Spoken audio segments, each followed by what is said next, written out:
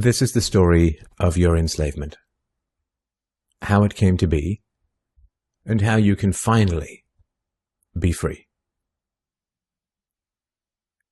Like all animals, human beings want to dominate and exploit the resources around them. At first, we mostly hunted and fished and ate off the land, but then something magical and terrible happened to our minds. We became, alone among the animals, afraid of death and of future loss. And this was the start of a great tragedy and an even greater possibility. You see, when we become afraid of death, of injury and imprisonment, we become controllable and so valuable in a way that no other resource could ever be. The greatest resource for any human being to control is not natural resources or tools or animals or land, but other human beings. You can frighten an animal because animals are afraid of pain in the moment, but you cannot frighten an animal with a loss of liberty, with torture or imprisonment in the future, because animals have very little sense of tomorrow.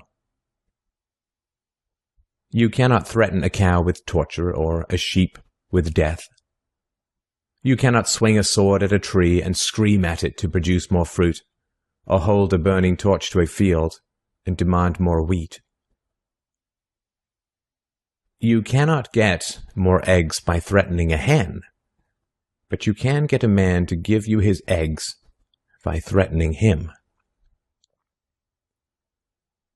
This human farming has been the most profitable and destructive occupation throughout history, and it is now reaching its destructive climax. Human society cannot be rationally understood until it is seen for what it is: a series of farms where human farmers own human livestock. Some people get confused because governments provide healthcare and water and education and roads, and thus imagine that there is some benevolence at work. Nothing could be further from the reality. Farmers provide healthcare and irrigation and training to their livestock. Some people get confused because we are allowed certain liberties and thus imagine that our governments protect our freedoms. But farmers plant their crops a certain distance apart to increase their yields, and will allow certain animals larger stalls or fields if it means they will produce more meat and milk. In your country, your tax farm, your farmer grants you certain freedoms, not because he cares about your liberties, but because he wants to increase his profits. Are you beginning to see the nature of the cage you were born into? There have been 4 major phases of human farming. The first phase in ancient Egypt was direct and brutal human compulsion. Human bodies were controlled, but the creative productivity of the human mind remained beyond the reach of the whip and the brand and the shackles. Slaves remained woefully underproductive and required enormous resources to control. The second phase was the Roman model, wherein slaves were granted some capacity for freedom, ingenuity, and creativity, which raised their productivity. This increased the wealth of Rome, and thus the tax income of the Roman government, and with this additional wealth, Rome became an empire, destroying the economic freedoms that fed its power, and collapsed. I'm sure that this does not seem entirely unfamiliar. After the collapse of Rome, the feudal model introduced the concept of livestock ownership and taxation. Instead of being directly owned, peasants farmed land that they could retain as long as they paid off the local warlords. This model eventually broke down due to the continual subdivision of productive land and was destroyed during the enclosure movement when land was consolidated and hundreds of thousands of peasants were kicked off their ancestral lands because new farming techniques made larger farms more productive with fewer people. The increased productivity of the later Middle Ages created the excess food required for the expansion of towns and cities, which in turn gave rise to the modern democratic model of human ownership. As displaced peasants flooded into the cities, a huge stock of cheap human capital became available to the rising industrialists. And the ruling class of human farmers quickly realized that they could make more money by letting their livestock choose their own occupations.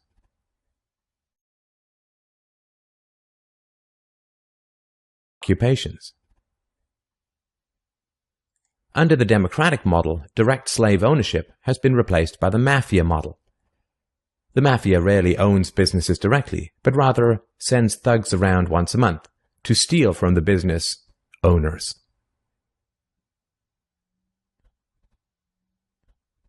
You are now allowed to choose your own occupation, which raises your productivity, and thus the taxes you can pay to your masters.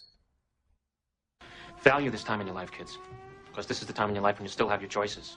And it goes by so fast. When you're a teenager, you think you can do anything, and you do. Your 20s are a blur. 30s, you raise your family, you make a little money, and you think to yourself, what happened to my 20s? 40s, you grow a little pot belly, you grow another chin. The music starts to get too loud. One of your old girlfriends from high school becomes a grandmother. 50s, you have a minor surgery. You'll call it a procedure, but it's a surgery. 60s, you'll have a major surgery. The music is still loud, but it doesn't matter because you can't hear it anyway. The 70s, you and the wife retire to Fort Lauderdale. Start eating dinner at 2 o'clock in the afternoon. You have lunch around 10, breakfast the night before. Spend most of your time wandering around malls looking for the ultimate soft yogurt and muttering, how come the kids don't call? How come the kids don't call? The 80s, you'll have a major stroke. You end up battling with some Jamaican nurse who your wife can't stand, but who you call mama. Any questions? Your few freedoms are preserved because they are profitable to your owners. The great challenge of the democratic model is that increases in wealth and freedom threaten the farmers.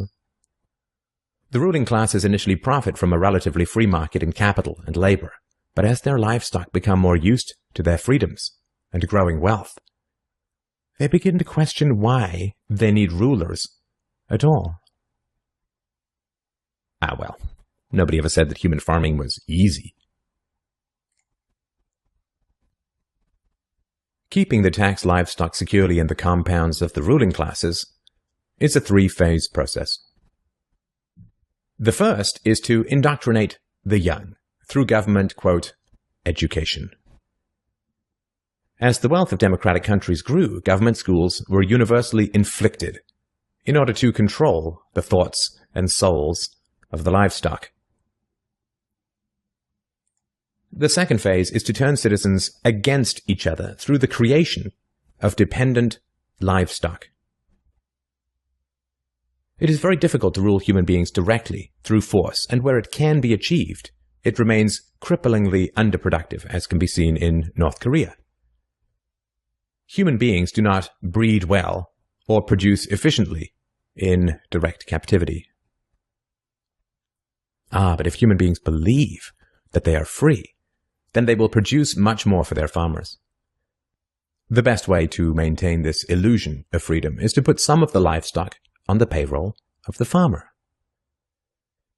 Those cows that become dependent on the existing hierarchy will then attack any other cows who point out the violence, hypocrisy, and immorality of human ownership. Officers positioned Grant face first on the floor with one officer near his head, a second near his back, and a third officer standing nearby. There appeared to be a brief struggle. Then, a 2-year veteran BART officer stands, draws his weapon, and fires.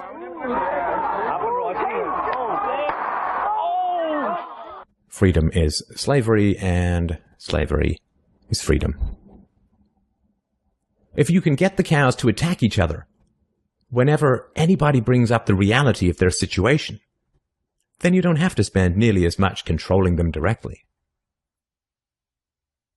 Those cows who become dependent upon the stolen largesse of the farmer will violently oppose any questioning of the virtue of human ownership, and the intellectual and artistic classes, always and forever dependent upon the farmers, will say to anyone who demands freedom from ownership, "You will harm your fellow cows." The livestock are thus kept enclosed by shifting the moral responsibility for the destructiveness of the violent system to those who demand real freedom. The third phase is to invent continual external threats so that the frightened livestock cling to the protection of the farmers. This system of human farming is now nearing its end.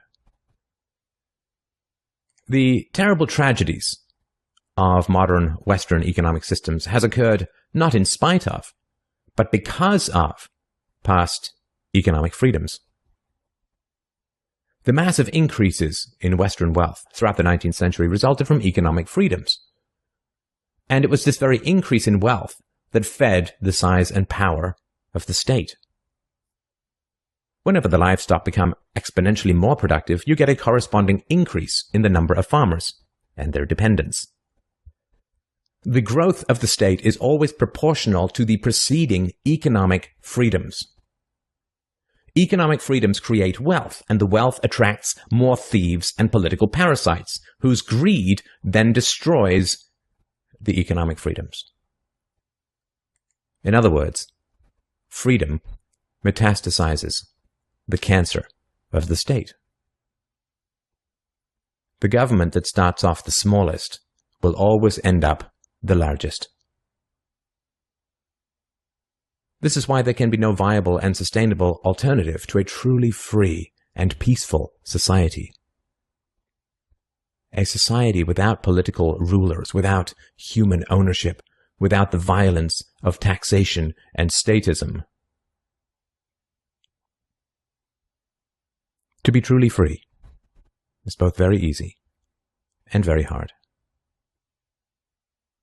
We avoid the horror of our enslavement because it is so painful to see it directly. We dance around the endless violence of our dying system because we fear the attacks of our fellow livestock. But we can only be kept in the cages we refuse to see. Wake up. To see the farm is to leave it.